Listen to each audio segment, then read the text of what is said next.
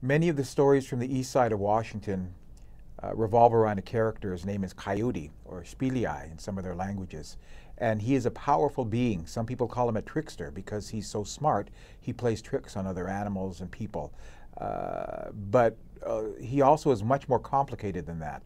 I've been called to task many times because Coyote is much more powerful than a few words can describe.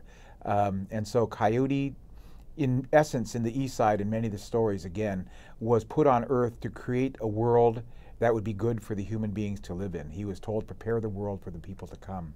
So again, so many of the stories that explain how the world works include Coyote. Again, a powerful figure from their stories over there. I thought it would be important to mention that because I'm going to tell a couple Coyote stories here. The first story comes from east of the mountains, and it's told in different ways. But it is said a long time ago, there was no Columbia River. There was a great lake to the east side of the mountains, and then you had the mountains, and to the west was the ocean. And so you had no Columbia River at all. And the people over there, their food sources were limited. They didn't have enough food all the time. And Coyote knew if there was a way he could create a channel or a path for the salmon to come from the ocean to the east side of the mountains, that would help the people. It would give them food. It would give them salmon. Coyote was a powerful being, and he took a great stick and he carried it to the west. He came to the mountains near what is now present-day Portland, and he dug a great hole in the mountains. And now that lake began to drain. It began to drain, and it formed the Columbia River. This great lake became the Columbia River, and it went to the ocean now. The salmon people came up the river from the ocean through the hole Coyote had created in that mountain. Coyote also created a bridge.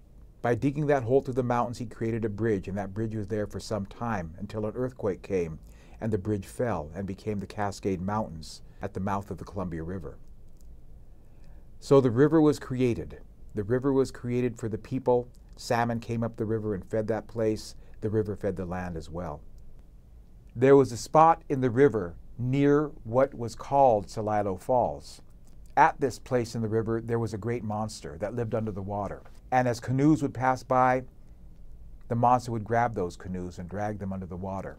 The people were frightened because they could no longer travel safely along this river because this terrible monster would grab them. And many, many, many canoes were taken. Many people were lost to this terrible monster. Coyote saw this, and again, one of his charges was to slay the monsters that might hurt the people to come. And so Coyote did this. He decided he would take care of this terrible monster. He thought and thought about what to do, but he didn't know what to do. Inside of Coyote, the stories say he has three sisters, three Huckleberry sisters. They were his advisors, they were his teachers, and he would call on them when he needed help to make a decision or find a solution to a problem. But one thing they didn't like about Coyote, these three Huckleberry sisters, is that whenever they would tell him something or advise him of something, he would say, I knew that already. Or he would say something like, that was what I was thinking all along. And so when Coyote explained the problem of this terrible monster under the water, they said, we're not going to tell you what to do because if we tell you, you'll say, I knew that all along. And Coyote said, no, I promise I won't do that. I want your advice. I need your help. I'm trying to solve this problem, find a way to slay this monster. The Huckleberry sister said, no, if we tell you this, you'll say you knew it all along anyway, so what's the point? Coyote said, if you don't tell me, I will bring a heavy rain and hailstorm. Now, berries don't like heavy rains and hailstorms, and so they said, all right, we'll tell you. What you need to do, Coyote, is get 5 stone knives, get dried wood, carry it in a pack on your back, and then let the monster eat you. Let the monster swallow you. Then you'll be inside the monster, and then you'll know what to do. Coyote looked at them and said, I knew that all along.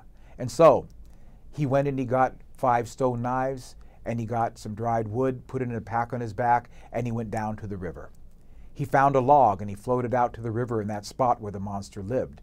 And he started to call out to the monster to come and find him, to come find me. I'm here for you. I'm Coyote looking for the monster.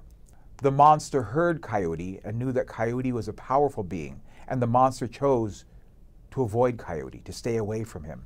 But Coyote yelled more and more, and Coyote knew how to get the best of this monster. And so he started to call out insults about how fat the monster was, how ugly the monster was, how smelly the monster was, how stupid the monster was. The monster could take it no more and came up and swallowed Coyote in one gulp. Now Coyote was in the belly of that monster, was deep inside that monster, and he looked around him, and he could just barely see in the dim glow of light inside that monster, he could just barely see the pulsing heart of that monster. All around him were animals that the monster had eaten, and they were dying. Some were already dead. There were skulls and bones everywhere, littering the insides of that monster. Coyote spoke to the animals that were inside him. They were hungry, and now he took the dried wood and he built a fire under the heart of the monster. And he took one of his stone knives and he began to cut at the heart of that monster, cutting off pieces of it and putting in the fire, cooking it. And now all the animals gathered around him and around the fire, and they began to eat those little pieces of that heart. And now they were getting stronger. Now they felt better. That knife broke, and so Coyote took a second knife and began to cut at the heart of the monster. After a time, that knife broke, and he cut it with again the third knife, and then the fourth knife, and finally, with the fifth knife, he was able to cut the last string that held the heart to the body of the monster. He cut it, and the heart fell to the fire, and now the monster was dying. And the monster was dying, and it let out one last cough before it died, and it coughed out all the animals, all the things that had been inside of it. And now everything that was inside the monster was free. They were outside of that terrible monster. Coyote looked at all the animals, all the beings who had come out with him. And he looked at them, and he realized these would be the beings who would populate the world now. These would be the ones who would live in the world. And so he turned to one of these beings, and he said, "You shall be eagle.